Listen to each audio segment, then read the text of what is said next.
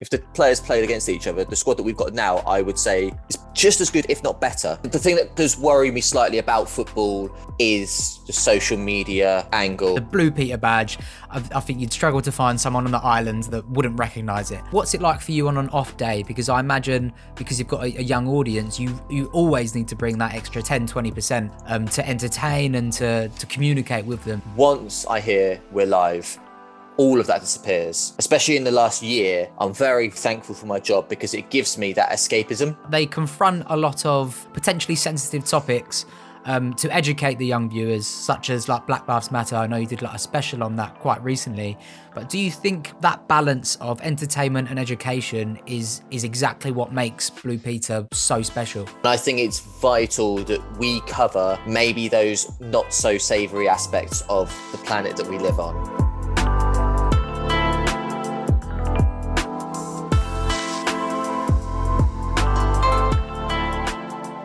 Hello, ladies and gentlemen. Welcome to the Football and Feelings podcast. Thank you for joining me again. I'm your host, Liam. I hope you're keeping well during lockdown, connecting with people, keeping active whenever you can. I'm going to introduce you to my next guest on this episode. He's rapped Eminem's Lose Yourself to Kevin Hart with his mouth stretched open. He has been fed an egg by Danny DeVito during these trying times. He is aspiring Man United goalkeeper and Blue Peter presenter, Richie Driss. Richie, how are you, sir? What an intro that was. You've gassed me up differently, Liam. Thank you so much for having me on. No, pleasure, mate. The pleasure is all mine. How have you been keeping? It's a pretty awful time at the moment. So in the very grand scheme of things, I can't complain at all because there are people in far worse positions than me. So yeah, I can't complain at all. I must clarify though, it was Kevin Hart, Eminem with my mouth stretched open. It was that speak for anyone that's listening and may not have the visual. It was for, that speak out game where you've got a little sort of mouth guard in. It wasn't some sort of kinky sex game that we were playing or whatever you may think. Yeah, he's not that sort of presenter. There's other people that do that. Yeah, there probably is. Yeah. How have you been keeping through lockdown? Have you been quite busy with work still, I imagine? Yeah, we've been, obviously there's been, at the point of recording now, there's been 3 lockdowns. And the first one was the worst personally because work stopped completely. Sorry, I didn't even stop completely. It stopped in studio and it stopped filming out and about. But we carried on filming from the comfort of my tiny flat in Manchester. But at that point, I didn't have any furniture. I moved into a brand new flat 2 days before lockdown. Didn't have any furniture at all. So my sofa was a beanbag. My TV was on the floor. I didn't have a bed. It's a bachelor pad. It was, there's bachelor pads and then there's hovels. And I'd call it more of like a hovel cavern than a bachelor pad. It wasn't cool enough to be a bachelor pad, that's for sure. Mm-hmm. But lockdown 2, we carried on filming. Lockdown 3, now we are carrying on filming and working. So for me personally, that is probably one of the most important things. Mm-hmm. Yeah, you've got to keep yourself busy. Like I've in the first lockdown is when I sort of got into a rhythm of doing this podcast. The second lockdown, I left it because I wasn't at the races with it. And this lockdown, the same. I've been a lot nicer to myself. The first lockdown, I wanted to do everything. I was like, I'm going to study Spanish every day. I'm going to get out for nice walks. I'm going to exercise for 1 hour every day. Whereas now I'm just, and I would like to have a PS5. That would help. But that's a tall order, unfortunately. Did you stick to what you said? Did you learn Spanish? ¿Hablo español? No. No. No. Fair enough. Very, very badly. I was doing like 10 minutes a day on Duolingo. And even that was I just gave that up. Classic. Yeah. It's important. I've realised it's so important. And of the 3 lockdowns, this is the first one where I really delved into having some sort of rhythm. Like I'll get up in the morning and I'll do minimal exercise, very, very minimal, but I'll do something. Yeah. And that's the very first thing. As soon as I wake up in the morning, I'll literally roll off my bed onto the floor and do 50 press ups, 50 sit ups, like minimal, like nothing. And but it starting your day with something like that then for me, gives me the boot up the backside to be a little bit more productive or do something a little better than sitting on my sofa and playing Warzone, which has been taking up 90% of my time through all of the lockdowns, probably. Yeah, I know what you mean. I've got a new morning routine. I've started journaling, which has been interesting. It's a bit corny. I sort of wasn't sure at first if I'd buy into it, but it's a great way to start the day, because before I was getting out of bed and I was probably on my phone within 5 minutes. And what an awful place to start, especially with the world in the place that it's at now. Going through Twitter, there is not a worse place in the world to be than on your Twitter timeline, people. Do you know what, though? Shout out to every single person who saves the day with memes. My goodness. If ever something terrible is happening in the world, give it, the amount of time that it deserves. But then the memes start and it can turn something that's pretty awful, like, what happened in Washington, D.C. a couple of days ago. Yeah. And it can at least put a smile on your face retrospectively.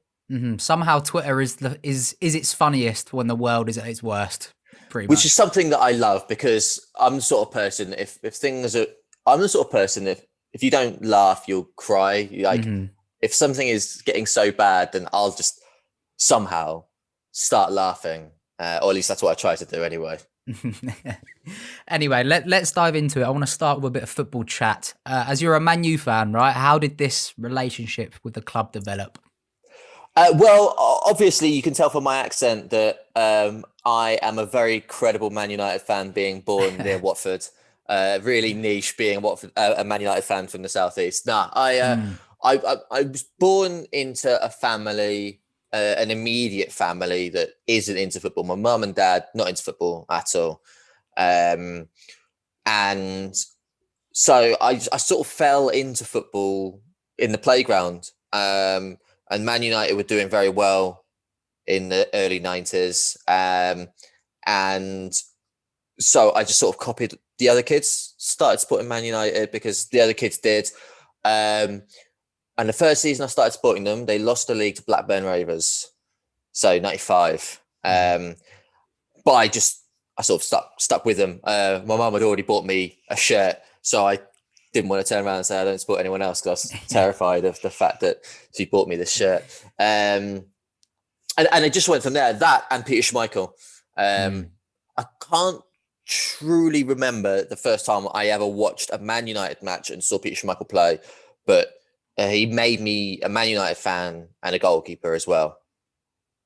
Yeah, that makes sense. I mean, he was such a strong presence. I thought you were going to say Fabian Barthez or someone like that. I mean, I'll take that as a compliment to me looking younger than I actually am, because there's about 10 years difference there. Yeah, sure. We'll go with that. Well, yeah, take it as a compliment, definitely. Where do you think you're going to finish this season? I mean, this season is nuts. I think there's if it finishes, that is. If it finishes, it's 10 points separating the top 10, I believe. Yeah, something like that. Yeah. Like how Arsenal have come back from Liam, I just saw that. Oh, that's awful. How you guys have come back from the pits anymore. Of despair. Yeah. How you come back from the pits of despair, and I think you're within 10 points of Liverpool now, as we speak. And Man United, I mean, how we are joint top, second on goal difference with a game in hand is baffling. If we don't get Champions League football now, then I mean, Ollie needs to be shown the door. And that may sound harsh. He has done, it's a mixture of him having done incredible things, 60, 70, maybe even 80% thanks to Bruno Fernandes, but also every team is stumbling. Every team around Man United is stumbling. And as happy as I am that we're near the top of the table, I'm cautiously optimistic as I am. Us being anywhere near where we are is also down to teams around us dropping points as well. No one has been consistent. Yeah. Well, it makes for a brilliant title race. But also, I'm keeping my feet on the ground ever so slightly. Yeah, we're at a really interesting point where like 7-8 years ago, there were all these players that could potentially become managers, and now we're seeing Lampard, Arteta, Solskjaer, in even like Gerrard as well in the Scottish League, and we're gonna find out. This is when we're gonna find out if they are potentially out of their depth. I feel like, Arteta could be, Solskjaer could be. You don't really know. So yeah, like you said, really interesting season. I'll hold my hands up, and I will. Yeah, I'll happily hold my hands up, and I'll say there were certain points this season that I think that Solskjaer should have been out of a job. Given the team that we've got and the fact that we haven't it's not as if there's been wholesale changes to the team, during the summer. Cavani came in, a few others, but they haven't been starters week in, week out. Van der Beek hasn't been a starter. So it's not as if we've had to gel a whole new team. He's had this team. He's had the starting 11 pretty much since January when Bruno Fernandes came in. Some of the results that we picked up earlier in the season, I thought he doesn't have the credentials to be a winner in terms of management as well. Like, his last job in England was in Cardiff and he got relegated. But he was a lot more to do with the fact that Pochettino was available, and with what he did with Spurs, taking them to a Champions League final. With that team, he could make Man United treble winners, because the squad that we've got should be far, far more consistent than we have been this season. Mm-hmm. Yeah, and that might sound harsh. Squad depth is impressive. Yeah, right. That might sound harsh, but if you think of what Fergie did with an inferior squad, if you ask me, the squad that Man United last won the league with the likes of, where do I start? The Silvers on the wing backs, weren't there? Yeah, exactly. I've completely forgotten his name. He's now the Watford captain, Tom Cleverley. Cleverley, being a league winner. And I think if Sir Alex Ferguson, although, he is an icon and a legend, if he can win the league with that squad, the squad that we've got, I would say, if the players played against each other, the squad that we've got now, I would say, on footballing ability, is just as good, if not better. Yeah. But we're lagging behind in terms of points. Yeah. I think consistency is definitely key there.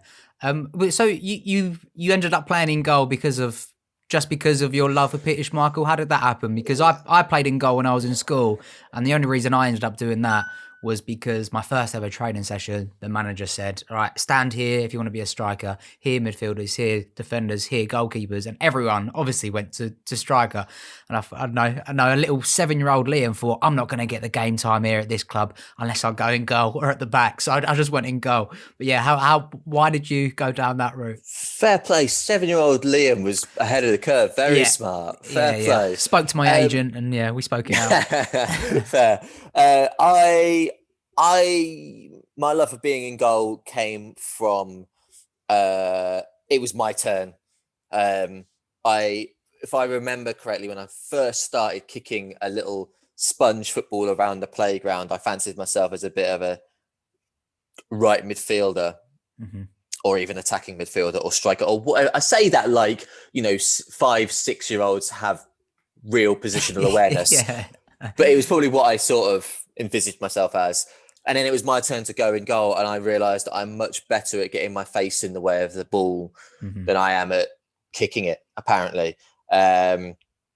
So it just went from there. It was my turn to go in goal. I realised I was better at it, and I enjoyed it. And it just went from strength to strength. And I'm a bit obsessive with goalkeepers, and particularly the analysis of goalkeepers now. Yeah, that's really interesting, and especially you quite rarely see goalkeeper pundits. A few get through, like Shay Given does a fair bit now, and that quite often the outfield pundits can be a bit harsh on keepers. I think, especially like Roy Keane, for example. Yeah, no, I would agree with that 1,000%, and I think that some of the stuff that is labelled as a goalkeeping error, for me, is not a goalkeeping error, and I think the classic. And this is going to be a really unpopular opinion, but the classic is back pass to a goalkeeper.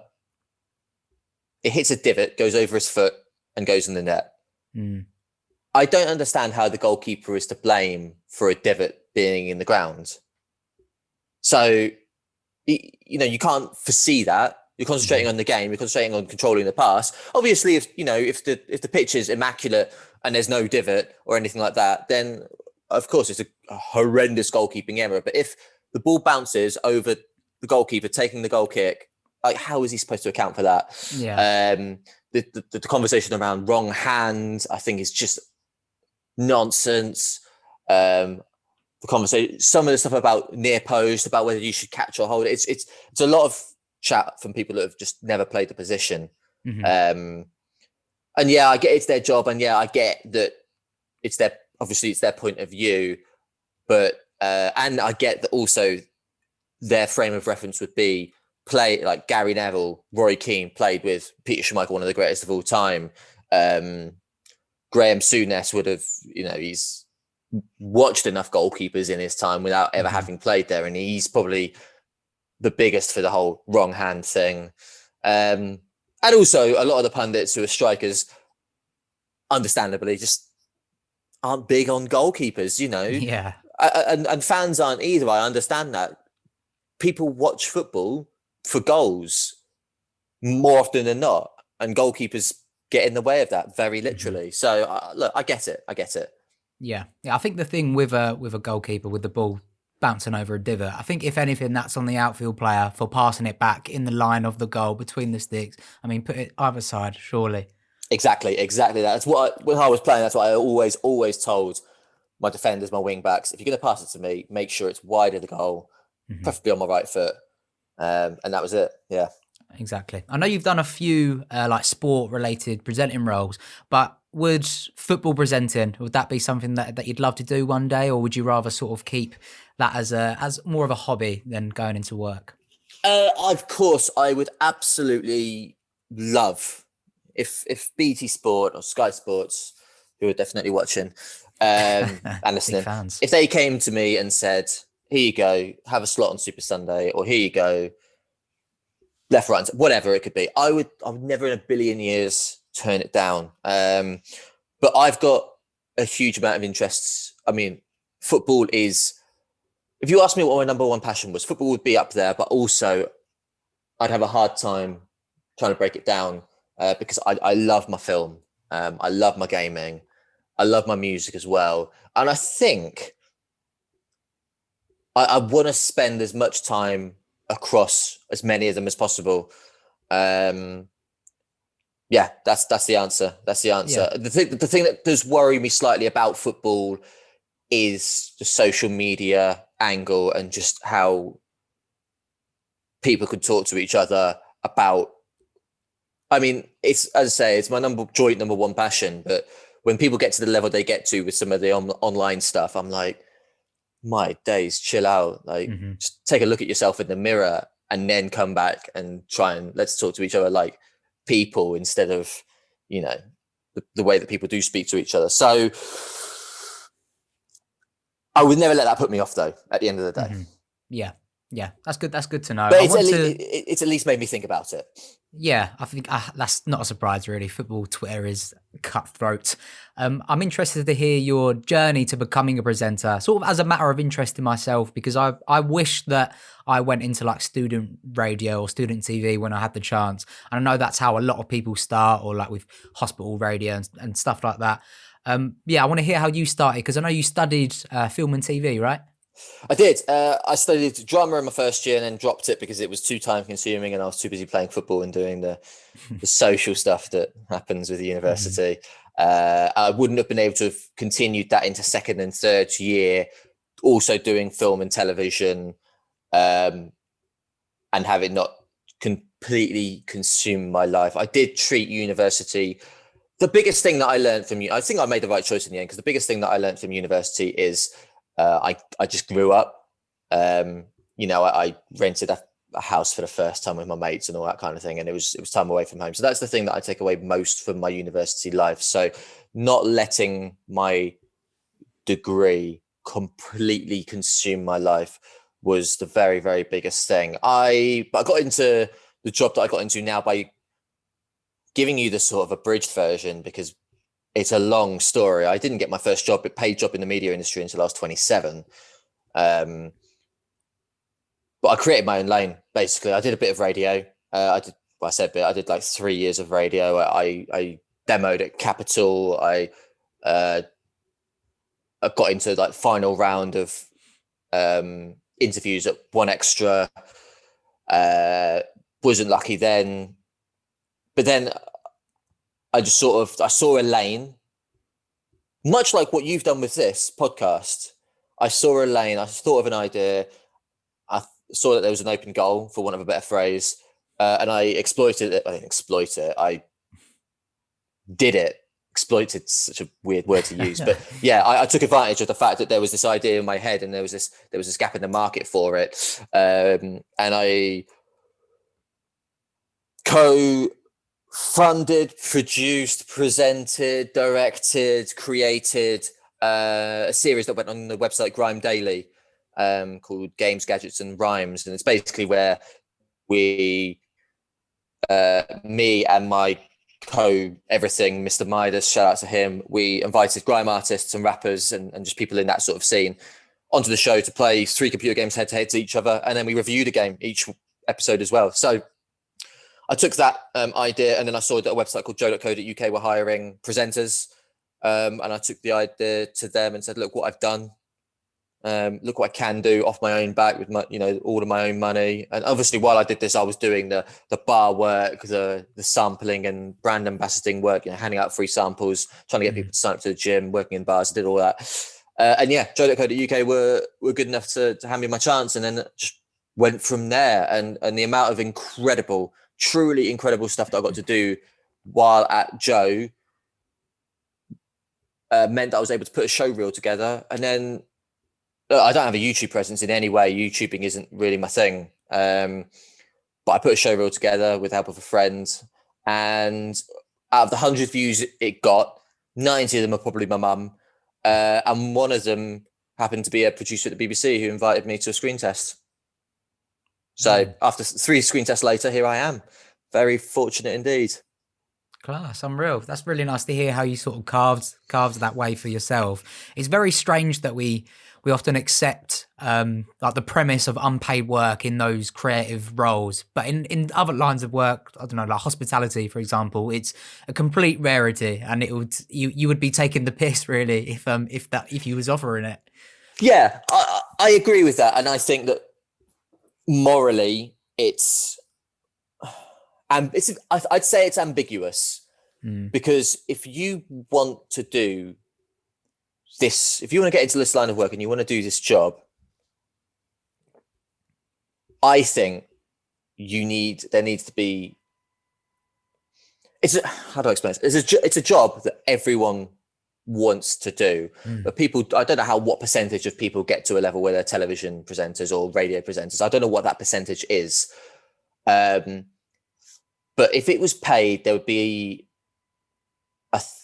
this is very, very easy for me to say from the position I'm in, and I admit that, and I could be wrong, but I would go as far as to say that if a radio station is making money from advertisements, then people who are on the radio should have at least their travel paid for, and just expenses.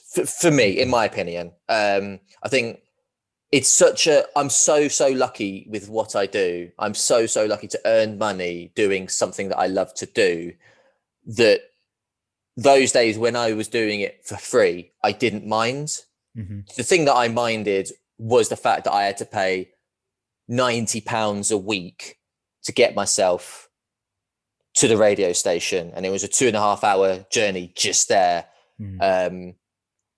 That I minded that, but it was a means to an end. But the actual doing of the radio, I didn't mind that I was doing it for free. My dad did.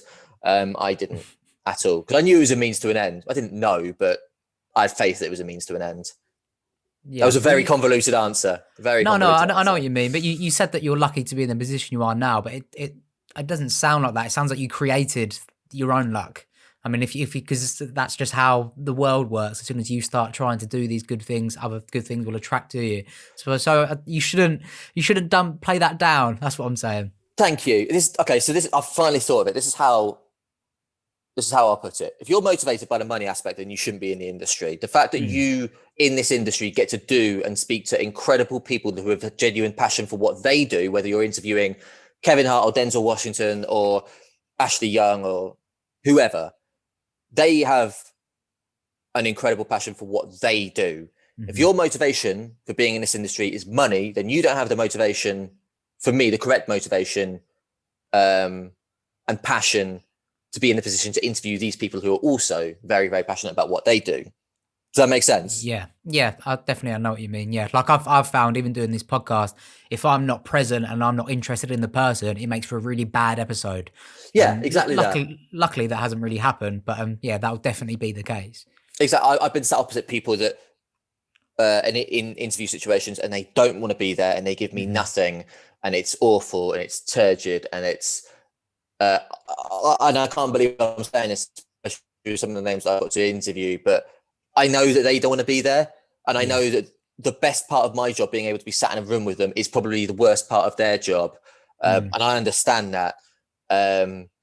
But I also think that you should give your all, no matter what situation you're in. And everyone has good and bad days. I get that, but that's not on the other person. Yeah, I definitely know what you mean. Yeah, and as an example, I think because I mean, as far as I know, there's no sponsorship or anything for what you do for this. You do this all off your own back, and I think that is incredible. Yeah, thank you very much. And shows that you've got a passion for it as well. Yeah, it's the conversations with people. It's a way to connect with people that in other parts of my life I probably wouldn't get the chance to speak to them. But what do you think makes a good presenter? Because I think as a viewer, you can definitely undermine the skill involved in it. But I also think that can be a credit to the presenter, because the best presenters, they do it so seamlessly that it almost looks like there's no skill involved. Does that make sense? Yeah, 100%. I couldn't agree with you more. People just think it's talking. People think you get on camera and you talk. What they don't realize is the research that goes into it, and the prep that goes into it. The fact that the presenter, if it's live, will have somebody in their ear talking to them, and giving them notes while they're talking. And I don't know if you've ever tried to reel off, not even conversation, lines that you need to memorize while someone is talking to you in your ear, but it's not easy. It's multitasking. There's situations where you need to talk to time, so it needs to come across like you are just having a conversation or just doing a natural piece to camera. However, there is a count in your ear, and you need to fill that time to the precise second, because if you stop talking and there's a load of dead air, that's not a good look. I think. And also it's your personality as well. And I there's a certain element, I don't think it's a job that you can learn how to do in terms of how you come across on camera. It's hard to teach charisma. Yeah, I think you can, that can only take you so far, the learning aspect of it. But I think that the best presenters, the ones that I looked up to, were knowledgeable, didn't take themselves too seriously. I'm trying to think of Trevor Nelson, Zane Lowe back in the day, the likes of Simon Thomas as well, when he was on Sky Sports and now on Amazon Prime, just knew their stuff, charismatic, didn't take themselves too seriously, were able to roll with the punches in terms of what happens and on and off screen and all that kind of thing as well. They're the very, very best. And I think it's more importantly than anything, it's got to be genuine. If it's not genuine, and I don't know if this is because I'm in the industry, but if it's not genuine, I can see through it. If someone is doing a job around something that they don't immediately have an interest in, let me rephrase that. It's okay to do a job where you didn't have a previous interest in it. But if you're not invested in it and you're doing it, then for me, that comes across. So for example, I could do a job presenting a poker tournament. I'm terrible at poker. I don't have a big interest in it. However, I will research and I will dive headfirst into it, and I will be genuine with my line of questioning and all that kind of thing. If someone does, I don't know, someone else who may literally just be given a script, read the words and not be as interested in it, I think that comes across, and I'm lucky in that I take a natural interest in everything. I'm curious about everything, and I've covered poker at Joe UK. I covered a poker tournament, and I genuinely grew and gained an interest in it. Mm-hmm. Yeah, with Blue Peter, it's such a monumental program for the youth of Britain. Like the Blue Peter badge, I think you'd struggle to find someone on the island that wouldn't recognise it.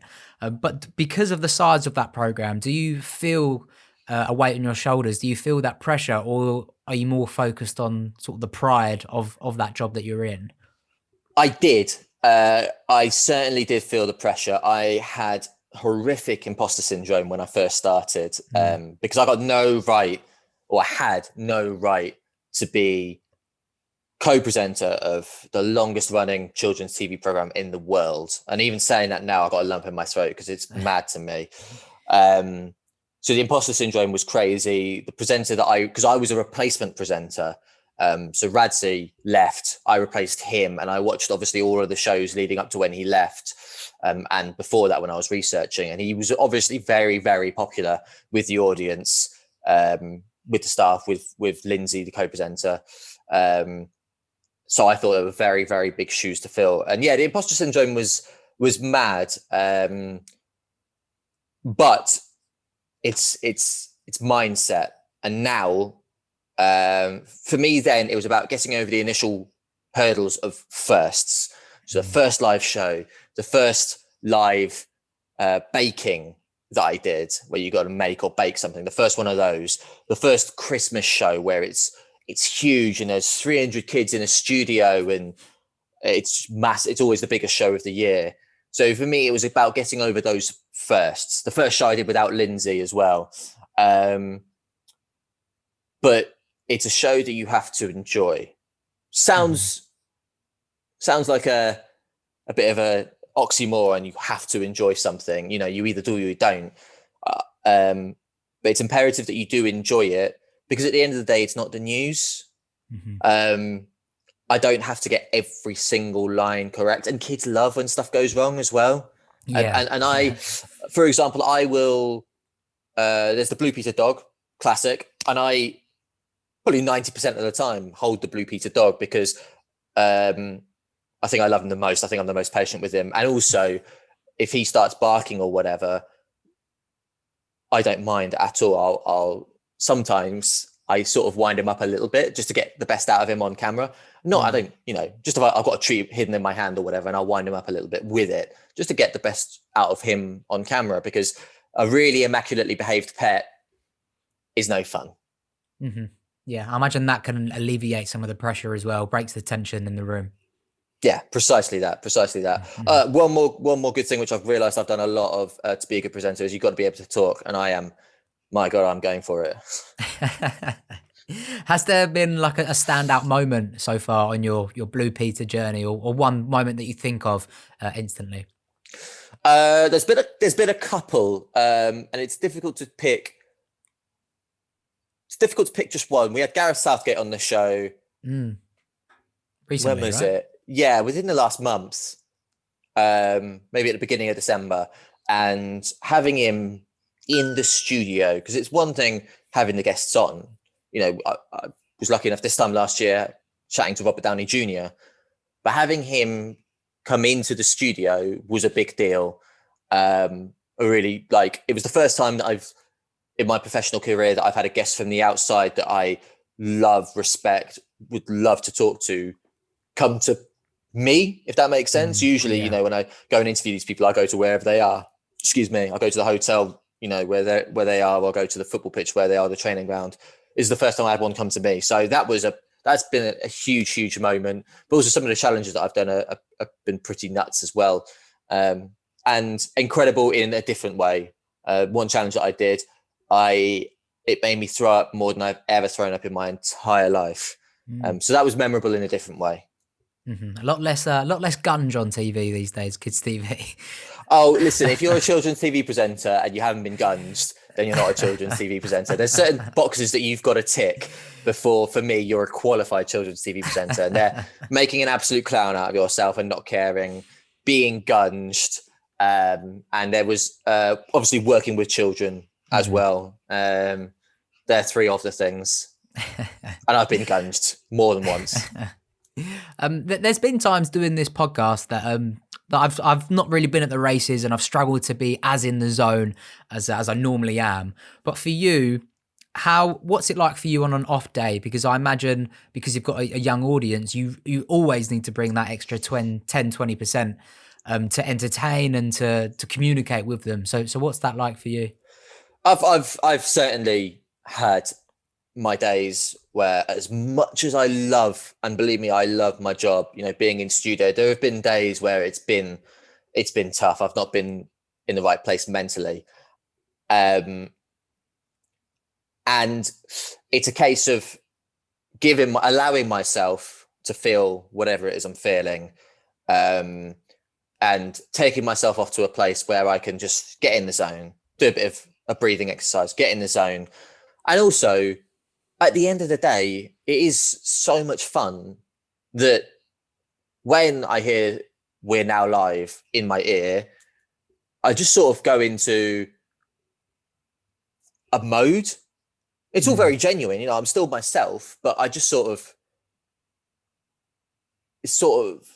don't want to say cruise control kicks in, but that's probably the closest thing I can think of. I get into this zone when I hear that we are live, and I am in the studio and I am in that environment. So no matter how bad a day I'm having, and as I said, I've had days where I've wanted to be anywhere else but the studio, not because of the studio or not because of Blue Peter, but because of other stuff going on in my life or whatever.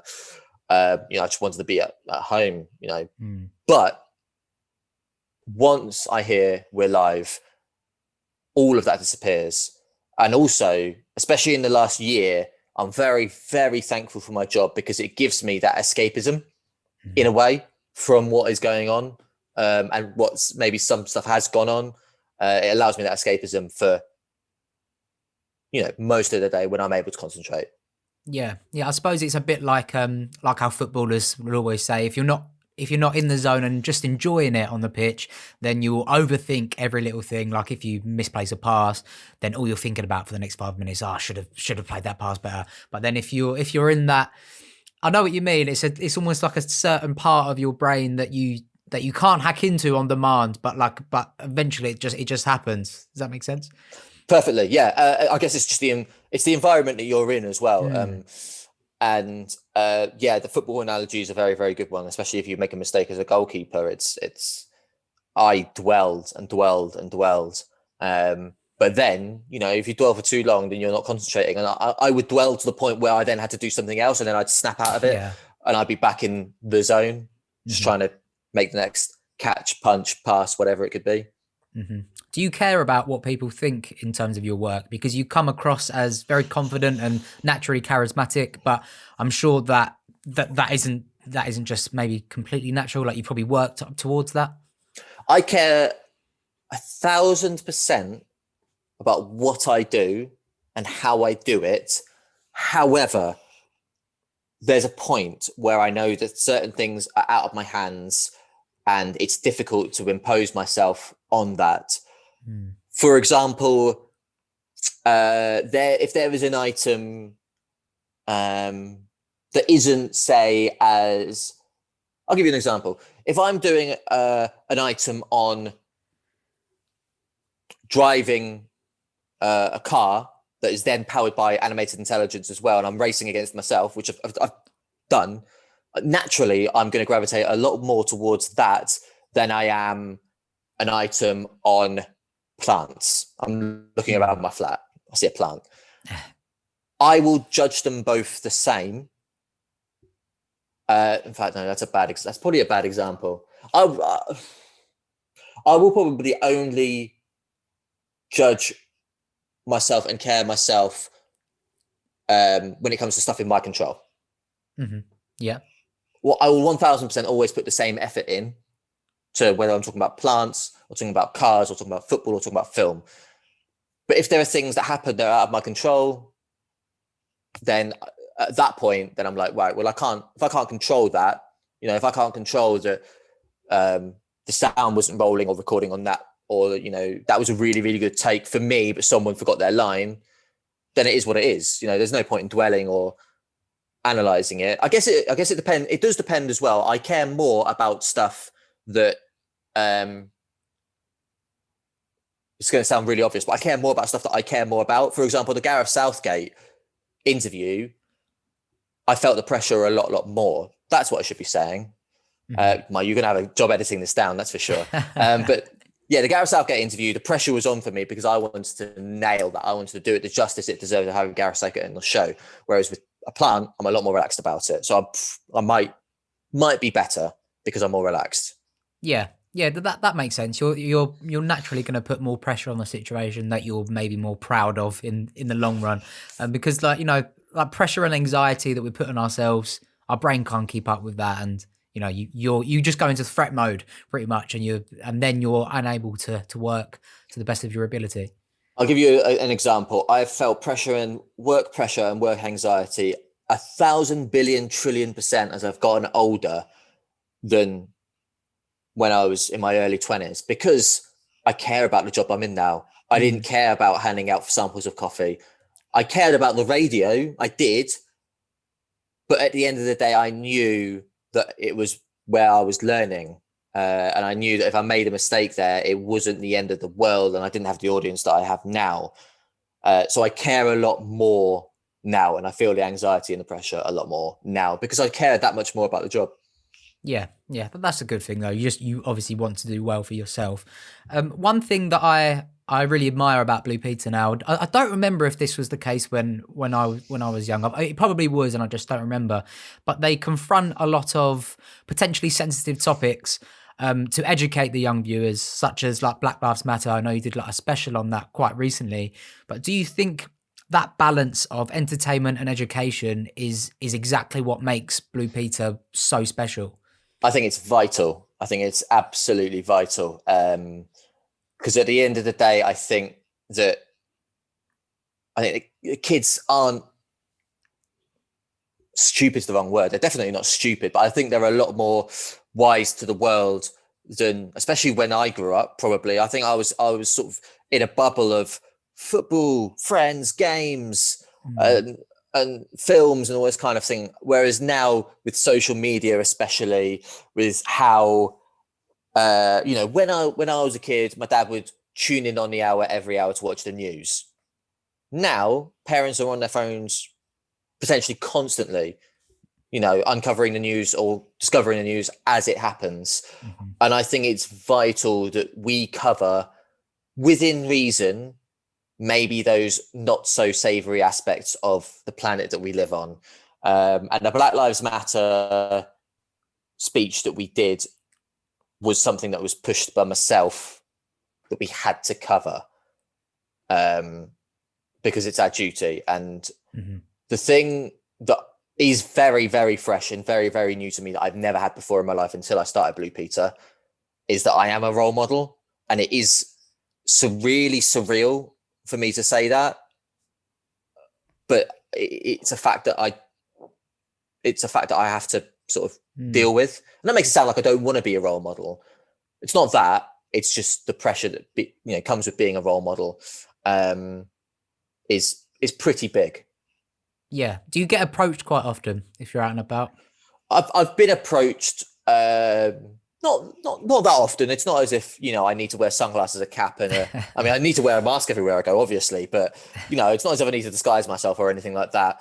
But I have been, you know, in situations that I wouldn't usually assume. Friday night out, you know, on a Friday night out in London on a train, being approached by a 40-year-old bloke. Oh, all right, mate, my kids love you. Nice one. Can we get a photo? Yeah, of course you can. Yeah. So I got my wits about me, you know, and if I'm not the same person as I was in my early 20s, especially on nights out, I always got a little bit about me. Yeah. I know you've done, sort of moving on from the presenting side of things, I know you've done a fair bit of traveling sort of in and out of work. So I wanted to go through some of your top destinations where you've been. Let's do a top 3. Oh, top 3. Okay. Instantly, I'm going to say I went to, I took for my 30th birthday, I saved up and took myself off to Colombia and Rio de Janeiro in Brazil Nice. for a couple of weeks with a mate. And that was incredible. It was just me, one other mate. We did Colombia, which is just stunning. I did get robbed by the police when I was there, but that's fine. It was worth it. Well, you know, peaks and troughs. Yeah. Yeah, exactly. And then we took ourselves off to Rio de Janeiro for Carnival, and it was just unbelievable. And then took in a football match as well. Shout out to Flamengo, my second team, if you like. Went to watch Flamengo play in the. Oh my days! What is the name of the Brazil national stadium? I've completely forgotten it. The World Cup final took place there. That's gonna. I'm gonna kick myself. Go on, carry on. I'll Google it. Yes, I took in a match at the Brazil National Stadium, and the atmosphere watching a match in Brazil, the atmosphere anywhere in Brazil is completely different to here, but no more starker than watching a football match. So I think the stadium was about 2/3 full, but the atmosphere was as if it was at capacity and then some, and then some more. It was incredible. Maracana? The Maracana. There we go. There it is. Yeah. So taking in a football match at the Maracana was a highlight of my life. And again, the match itself, it was a 1-1 draw. It wasn't a particularly great game, but I didn't care. Carnival was unbelievable. Just exceptional. So yeah, I'd say Brazil, LA for me is amazing because I love my film and I love my music. And it's a bit of a mecca for me. So I love I can see why people wouldn't like LA, but I love it. And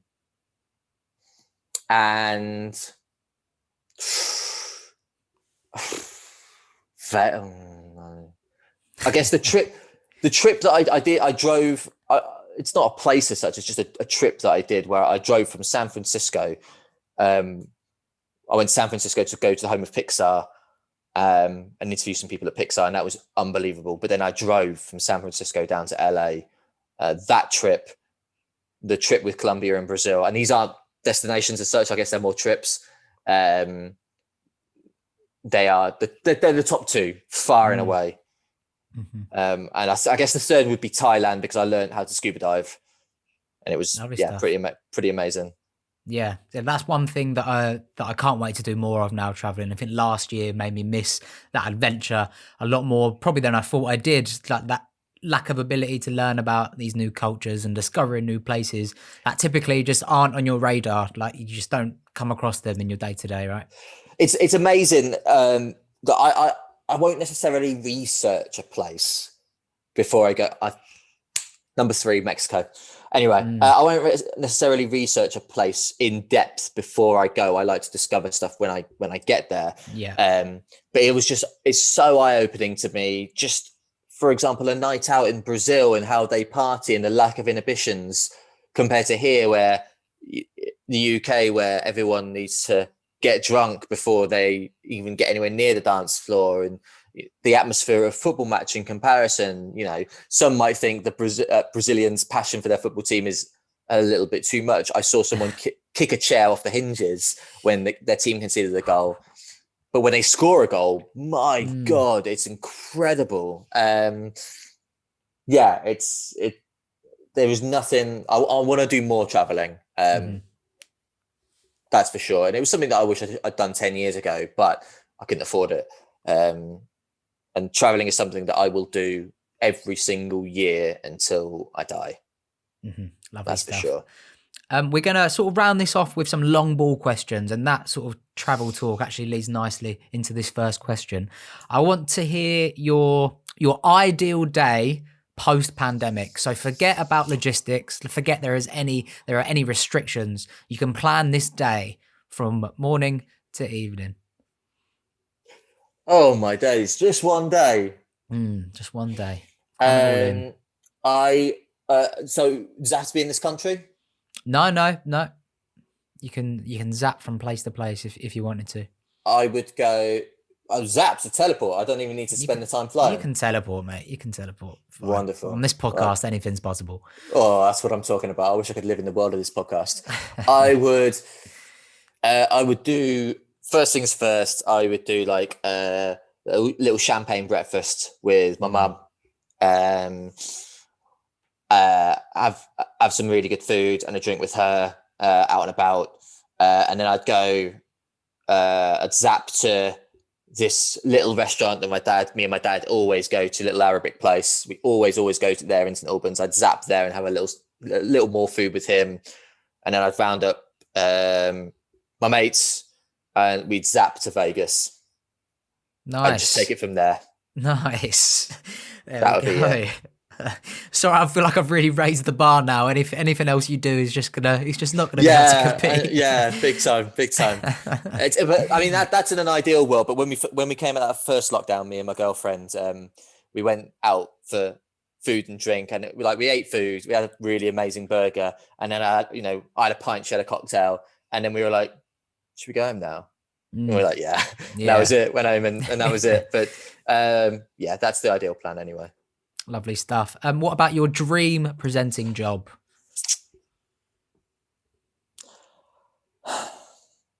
All I'm going to say is I want to be in a position where people come to me to have conversations as opposed to me going to them. That's all I'm going to say. Okay. I want to be at a point where people will come to me and say, let's talk about X, Y, Z. Mm-hmm. Lovely stuff. What makes you anxious?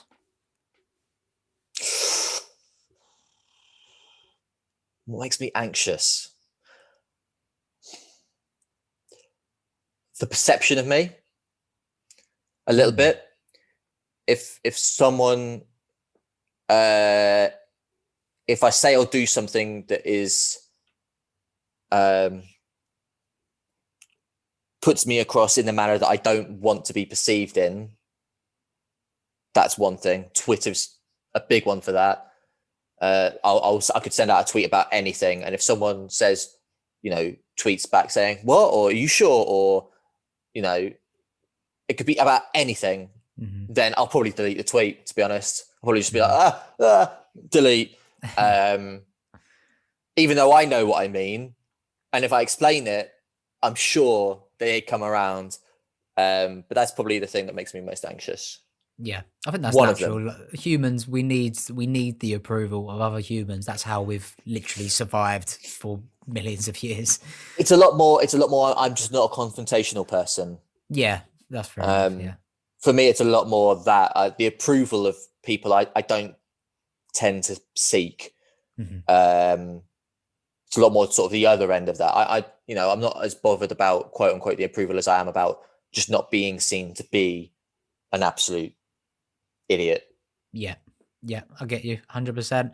What have you learnt about yourself in the past year or so?